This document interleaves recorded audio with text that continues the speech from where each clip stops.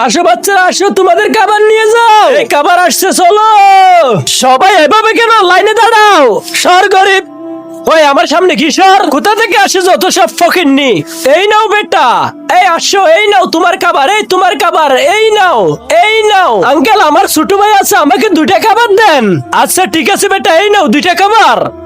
আরে মা, আমি দেখতেছি তুমি লাইনে কারাও নাই, সবার পিছনে দাঁড়াই আছো, কিন্তু কেন? খাবার তো শেষ হয়ে গেছে। আরে চাচা, হয়তো আজকে আমার রিজিকে নাই খাবার, আমি ধৈর্য ধরবো। আরে না মা, খাবার আছে একটা। তোমার ভাই কি খাবে, তোমার বাবা কি খাবে, তুমি কি খাবে? কোনো সমস্যা নেই, একটা খাবারই দেন, একটা খাবার আমরা 3 জনে ভাগ করে খাবো। আচ্ছা বেটা, এই নাও। বাবা, আজকে শুধু একটা খাবার পাইছি। বাবা, এই খাবার তো অনেকগুলো টাকা। বেটা, এই টাকা খাওয়া যাবে না, মনে হচ্ছে ভুল করে রেখে দিছি, তুমি গিয়ে দিয়ে আসো। ঠিক আছে বাবা, আমি দিয়ে আসছি। ওরে চাচা, দাঁড়াও। কি হয়েছে মা? চাচা, ভুলে খাবারে আপনার টাকা চলে আসছে।